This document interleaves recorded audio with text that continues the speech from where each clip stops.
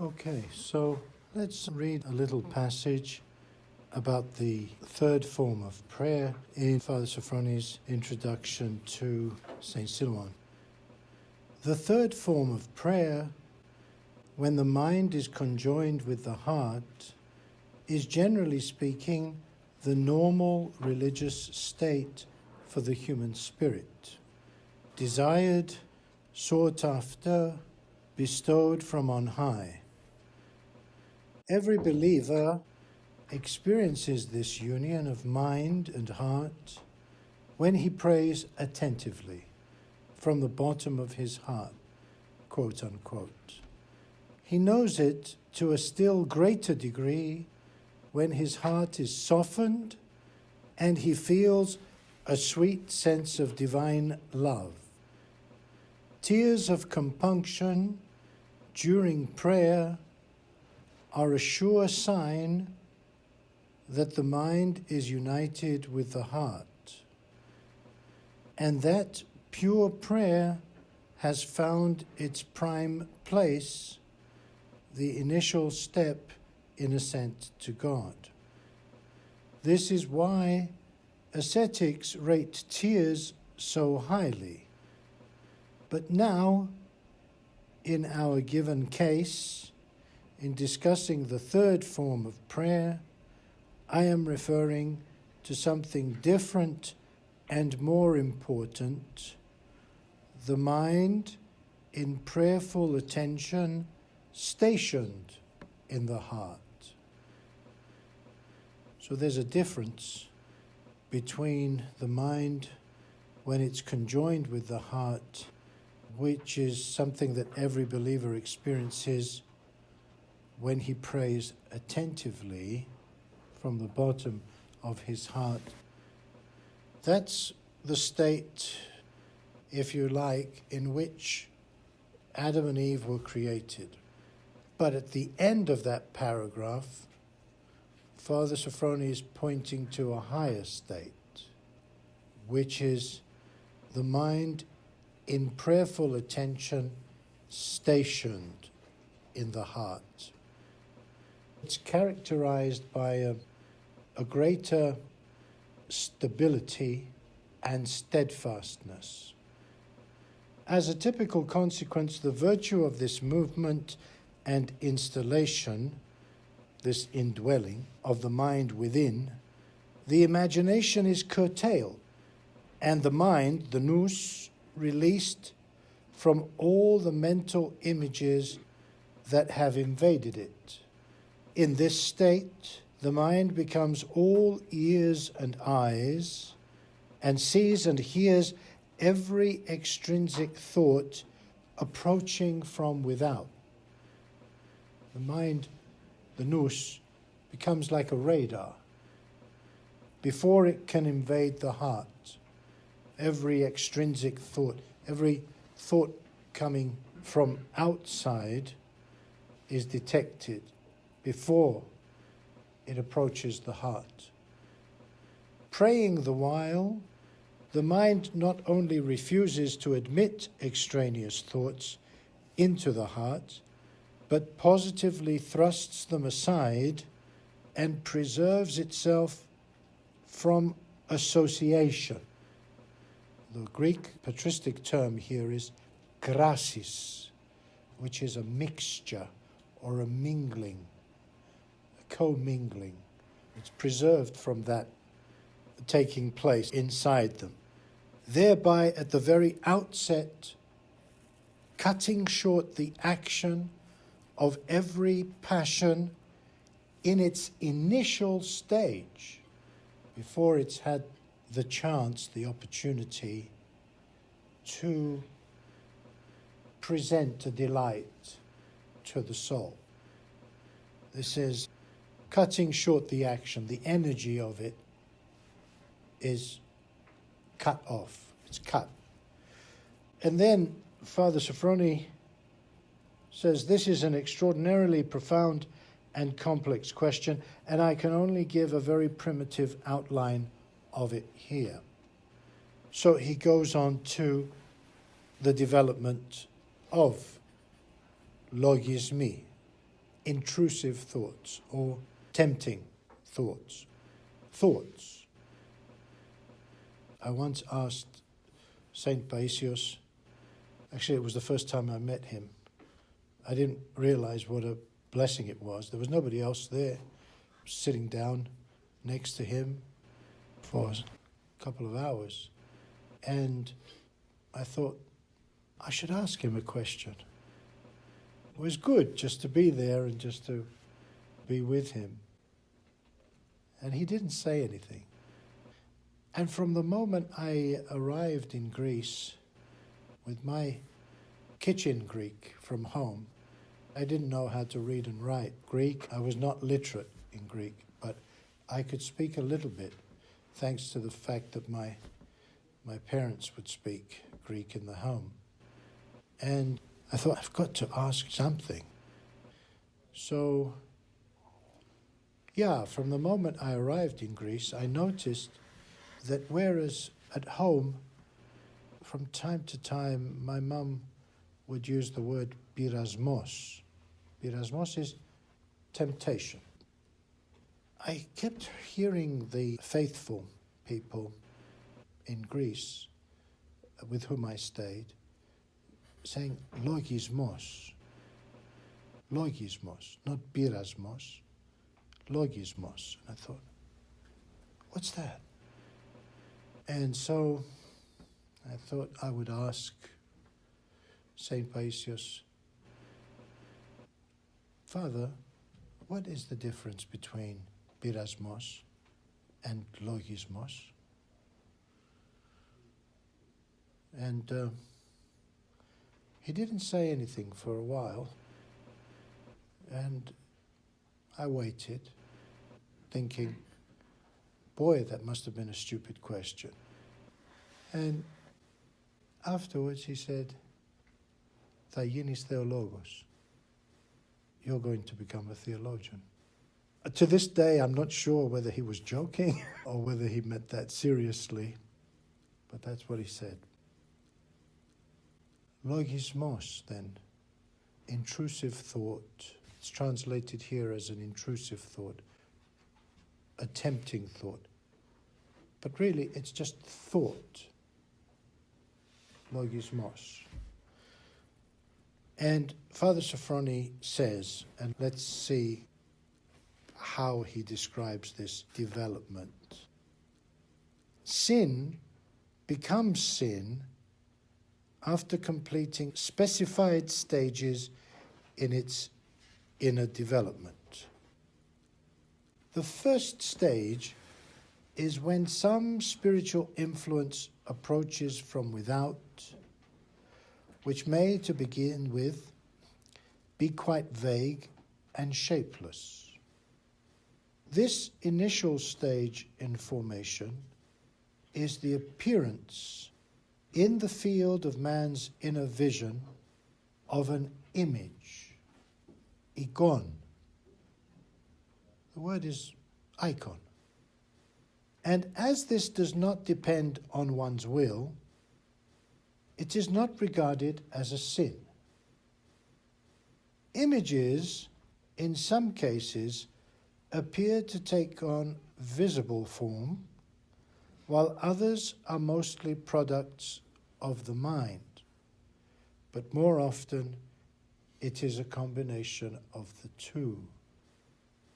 As visible images also generate some thought or other, ascetics label all images intrusive thoughts, logismi, logismoi, to use the Erasmian, omicron yoda, plural. The man who is not in thrall to the passions, o kyriarchos nous, in other words, the one whose nous rules over his being, the one whose nous is dominant, so he's not subject to the passions, can recognize the force of an intrusive thought and yet remain completely free from its power. But if there is some place in one, a topos, some suitable soil for the development of the intrusive thought, the thought will strive to take possession of one's psychic being, of the heart, of the soul. It achieves this because it prompts a feeling of the delight to be afforded by one or another passion, sense of pleasure, aesthema idonis, a sense of pleasure. The delight figures temptation. That's pyrasmos. That's the point where one is tempted. But even the fleeting pleasure, though it testifies to man's imperfection, is not yet to be reckoned as sin. It is only a proposal for sin. Protasis. It's a proposal. The further development of a sinful, intrusive thought can be portrayed roughly as follows. Mind is attracted by the delectation to be afforded by the passion, and this is an extremely important and crucial moment because the fusion of mind with tempting ideas provides fertile soil for passion. If the mind does not, by an exercise of the will, tear itself away from the suggested delights, but continues to dwell on them, it will find itself pleasantly attracted, it says, in sympathy, sympathia. Literally, sympathia.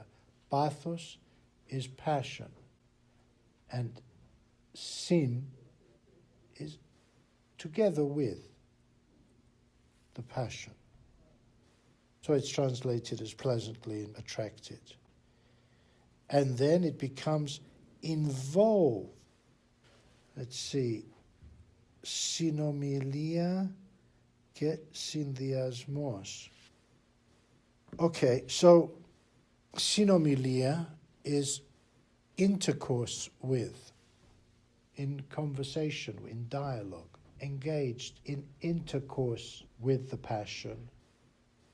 And syndiasmos literally means coupling. So, again, sympathia, synomilia, syndiasmos.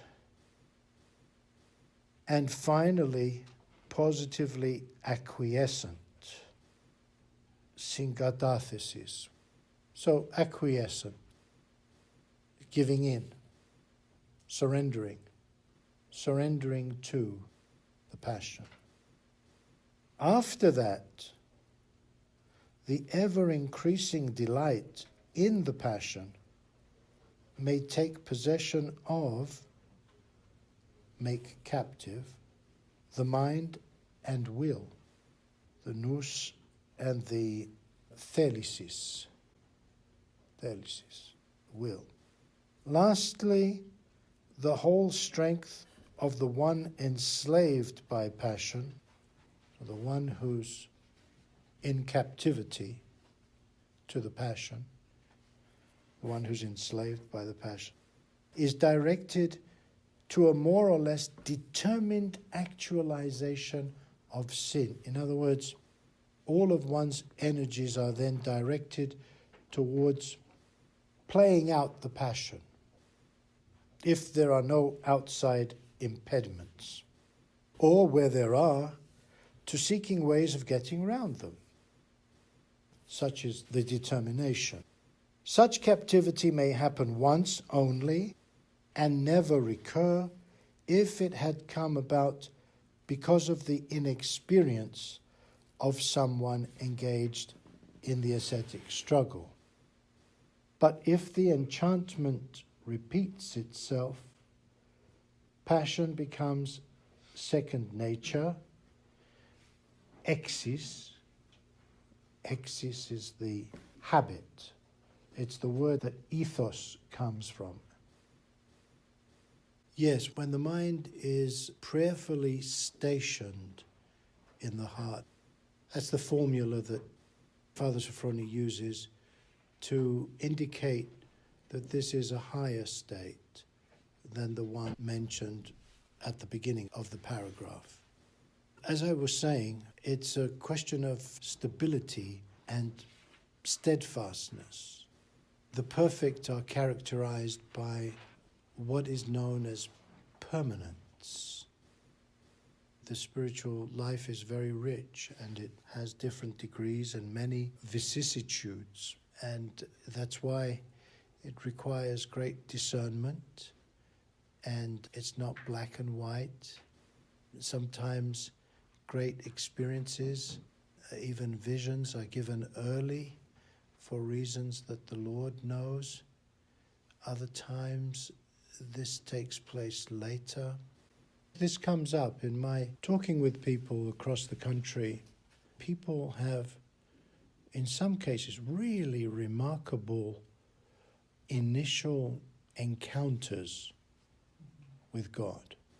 And again, for reasons which only the Lord knows, this is given to some and not to others.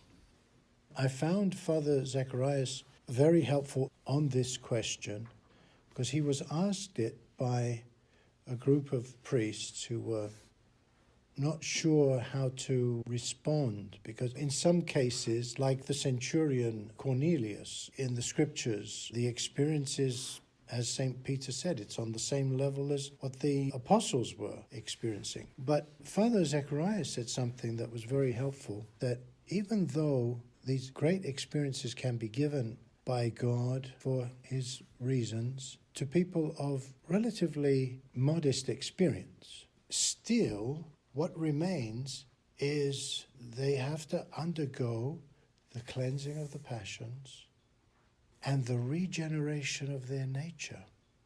God can forgive us in an instant, but then begins a struggle. Then begins the next phase, if you like. And the next phase involves what we know of purifying the passions, practicing the virtues, cultivating the virtues, being diligent in virtue, as St. Maximus, the confessor, says. We still have to overcome the passion. Doesn't mean because we've had a vision or because we've been forgiven that suddenly the passions have disappeared. And this is the mistake that many make. Usually, I think mostly, it's safe to say it's people outside the church who have these experiences, but not only. Still, we have to overcome the passions. So our nature needs to be regenerated in Christ. In other words, reborn. There are many deaths that need to take place vis-a-vis the old man, and there are many resurrections, many rather rebirths that need to take place as well. There's many deaths and many rebirths until we reach the measure of the stature of the fullness of Christ, which is a perfection that is unending. It's dynamic and knows no end. So I found that very helpful in Father Zacharias. And for that reason, and others as well, I recommend that you read as much of him as you can, and particularly the inspired interaction that he had with the priests, because their questions were good and his answers were also good. So the guarding of the mind now. Shutting the doors of his heart, stationing his mind on guard like a sentinel, unfettered by imagination and cogitation. Imagination characterizing the first form of prayer, cogitation, characterizing the second form of prayer, unfettered by them, but armed with prayer and the name of Jesus Christ, the ascetic striver embarks on the struggle against all external influence, all thoughts from without. This is the essence of mental vigilance.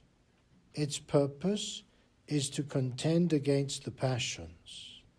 In a wider and all-comprehensive sense, victory over the passions is achieved by keeping Christ's commandments, but now we are discussing an especial form of ascetic awareness which begins after the ascetic, having gone through the familiar stages of spiritual development, abandons the prayer of the imagination in its first form and then in its second, having found by experience its imperfection also.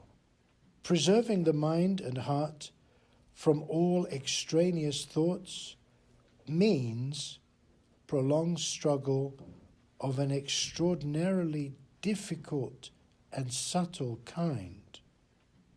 We mentioned Mother Mary of Egypt and how Father Sophrony used to say that she struggled with the carnal passions as with wild beasts for 17 years, and how that in fact is a very short time, because she overcame them in 17 years. So that's amazing. Subject to a multitude of the most varied influences and impressions, with their perpetually shifting values, the ordinary man fails to grasp either their origin or their power. But the ascetic striver, the hesychast, detached from all external influences, in his efforts day and night to reduce all outside impressions to the lowest possible minimum, shunning the outside world, deaf to all irrelevant discussions, reading no books, concentrates his whole attention on his inner being, and there engages in single combat with intrusive thoughts. This is the only way to discover the genus and power, colossal sometimes, of intrusive thoughts. The man who is not sufficiently attentive within himself falls under the influence of an intrusive thought and becomes enslaved. By heeding the intrusive idea, man comes to resemble, even identifies with, the spirit of the intrusive thought and the energy contained in it. So you see, it's a form of possession. When we are enslaved by a passion, it's a form of possession. When his soul accepts a passionate thought, very often the consequence of demonic influence, he thereby becomes a tool for demonic action. Now, the mind, deeply engrossed in prayer, is sometimes aware of the approach of some spirit from without, but if his prayerful attention is not disturbed, the intrusive thought departs without having been received. So afterwards, the one who was praying cannot say who, why, or what had approached. Sometimes something occurs in deep-set prayer that is difficult to explain, referring now to the appearances of light-bearing apparitions.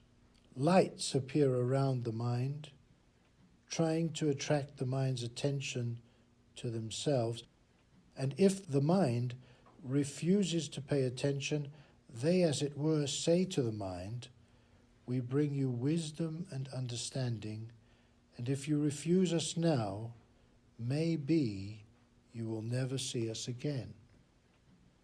But the experienced mind pays no attention whatever, and they depart, not only unaccepted, but even unacknowledged. The mind does not know for sure if it was an evil enemy or a good angel, but does know by experience that if it stops to consider the brilliant thought, it loses prayer, and with great pains must seek it again. Experience shows that in the hour of prayer, we must not listen even to good thoughts, because if we do, other ideas will occur, and as the Star-It said, you will not continue undistracted. Nothing can compensate for the loss of pure prayer. We'll pause there. There's a lot for us to digest, but I'm glad to introduce you to this literature, which, as I said, could prove to be very helpful to you one day.